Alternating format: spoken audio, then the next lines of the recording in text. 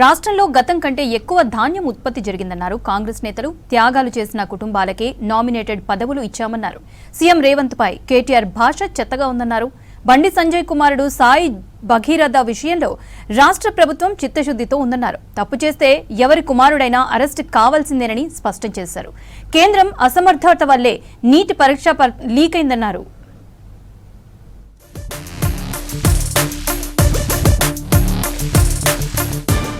రాష్ట్రంలో గతం కంటే ఎక్కువ ధాన్యం ఉత్పత్తి జరిగిందన్నారు పీసీసీ చీఫ్ మహేష్ కుమార్.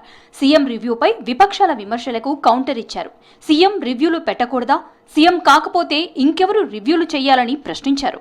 ప్రత్యేక పరిస్థితిలో గద్వాల విజయలక్ష్మికి మహిళా కమిషన్ చైర్పర్సన్ పదవి ఇచ్చారని చెప్పారు. శ్రీకాంతాచారి ప్రాణత్యాగం చేస్తే బీఆర్ఎస్ పట్టించుకుందా అని ప్రశ్నించారు.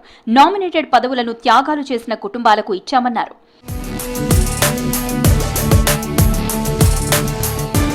ముఖ్యమంత్రిగా ఉన్నప్పుడు కేసీఆర్ ని తాము అగౌరవపరచలేదన్నారు పీసీసీ చీఫ్. ప్రస్తుతం సీఎం రేవంత్ పై కేటీఆర్ భాష చెత్తగా ఉందన్నారు. బీఆర్ఎస్ సోషల్ మీడియాలో ఇష్టం వచ్చినట్లు మాట్లాడుతున్నారని మండిపడ్డారు. కమ్యూనిస్టులు అయిపోయారని అనుకుంటే పొరపాటే అన్నారు. టీడీపీ, బీజేపీ, జనసేన కలిసి తెలంగాణలో పోటీ చేసినా ఇబ్బంది లేదన్నారు. 3 పార్టీలు కలిసి పోటీ చేసినా 30% దాటదన్నారు. రాష్ట్రంలో ప్రజల బలం 70% కాంగ్రెస్ కే ఉందన్నారు. మంత్రి పదవి లేకున్నా పీసీసీ చీఫ్ గా సంతోషంగా గర్వంగా ఉన్నానన్నారు పీసీసీ చీఫ్ మహేష్.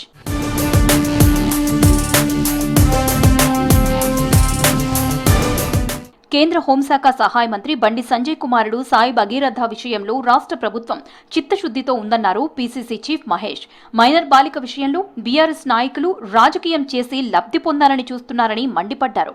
తప్పు చేస్తే ఎవరి కుమారుడైనా అరెస్ట్ కావాల్సిందేనని స్పష్టం చేశారు. సీనియర్ ఆఫీసర్తో సిట్ విచారణ కొనసాగుతోందని చిట్చాట్లో చెప్పారు మహేష్.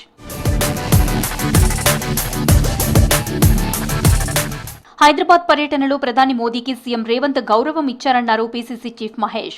మోదీ వచ్చి ఏం మాట్లాడారో అందరం చూశామన్నారు. బీజేపీకి చెందిన 8 మంది ఎంపీలకు సోయి లేకుండా పోయిందన్నారు. మోదీ విభజన హామీలు ప్రస్తావించకపోవడం ఏంటని ప్రశ్నించారు. ఇచ్చిపుచ్చుకునే ధోరణి ఫెడరల్ సిస్టంలో ఉంటుందన్నారు. ఆనాడు మన్మోహన్ సింగ్ తో మోదీ కలిసి వచ్చారా అని ప్రశ్నించారు.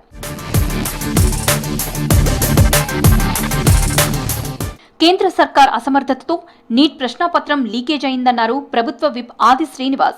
నీట్ ప్రశ్నాపత్రం లీక్ తో పరీక్ష రద్దు చేయాల్సిన దుస్థితి రావడం కేంద్ర ప్రభుత్వానికి సిగ్గుచేటన్నారు. భావి భారత వైద్య అధికారులు కావాలనుకున్న విద్యార్థుల కలలను కేంద్ర ప్రభుత్వం చిదిమేసిందన్నారు. రాజన్న సిరిసిల్ల జిల్లా ముస్తాబాద్ మండల కేంద్రంలో పర్యటించారు ప్రభుత్వ విప్ ఆది.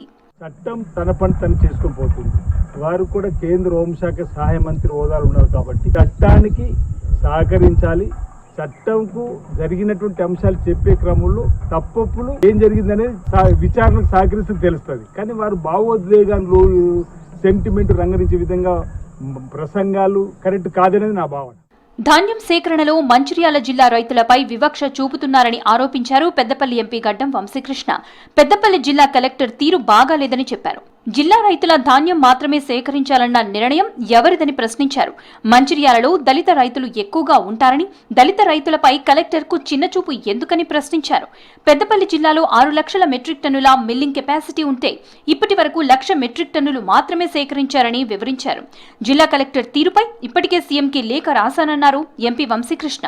ప్రత్యేకంగా పెద్దపల్లి కలెక్టర్ గారు మీకు 6 లక్షల టన్నులు మిల్లింగ్ కెపాసిటీ ఉంటే గతంలో 30,000 టన్నులు 50,000 టన్నులు కొనుగోలు మీరు మంచిర్యాల డిస్ట్రిక్ట్కి వెళ్ళి కూడా తీసుకొని ఉంటే మరి ఇప్పుడు ఎందుకు తీసుకుంటలేరు అని చెప్పి నేను సూటిగా వారిని ఒక ప్రశ్న అడగడం జరుగుతున్నది. పెద్దపల్లి డిస్ట్రిక్టులో ఉన్న ధాన్యం తీసుకుంటామని చెప్పి నిర్ణయము ఎందుకు తీసుకున్నారు, మరి ఎవరి ఆదేశాల మేరకు మీరు పనిచేస్తున్నారు అని చెప్పి సూటిగా వారిని ఈరోజు అడగక తప్పదు. ఎందుకంటే మీరు రైతులకు ద్రోహం చేస్తున్నారు. 2.5 ఏళ్లుగా కాంగ్రెస్ ప్రభుత్వం అభివృద్ధిని, సంక్షేమాన్ని సమపాళ్లలో పరుగులు పెట్టిస్తోందన్నారు రాజ్యసభ సభ్యులు వేం నరేందర్ రెడ్డి. గత బీఆర్ఎస్ ప్రభుత్వ హయాంలో డబుల్ బెడ్రూమ్ ఇళ్లు కట్టి ఒక్కరికి కూడా ఇవ్వలేదన్నారు. మహబూబాబాద్ పట్టణంలో 409 ఎకరాల భూమి సర్వే చేసి రైల్వే శాఖకు అప్పగించామన్నారు. ఇక్కడ మెగా డిపో ఏర్పాటుకి కృషి చేస్తానన్నారు ఎంపీ.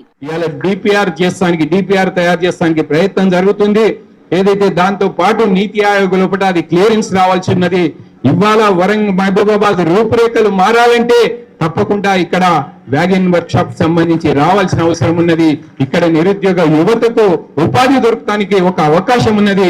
ప్రభుత్వం కేంద్ర ప్రభుత్వం మీద ఒత్తిడి తీసుకొచ్చి దాన్ని సాధించే లక్ష్యంగా మేము పనిచేస్తామని చెప్పి తెలియజేసుకుంటూ అనారోగ్యంతో పేదలు అప్పుల పాలు కావద్దని సీఎం రిలీఫ్ ఫండ్ చెక్కులు అందించి ఆదుకుంటున్నామని చెప్పారు సికింద్రాబాద్ కంటోన్మెంట్ ఎమ్మెల్యే శ్రీ గణేష్. పికెట్లోని తన క్యాంపు కార్యాలయంలో సీఎం రిలీఫ్ ఫండ్ చెక్కులతో పాటు ఎల్ఓసీలను లబ్ధిదారులకు అందజేశారు శ్రీ గణేష్.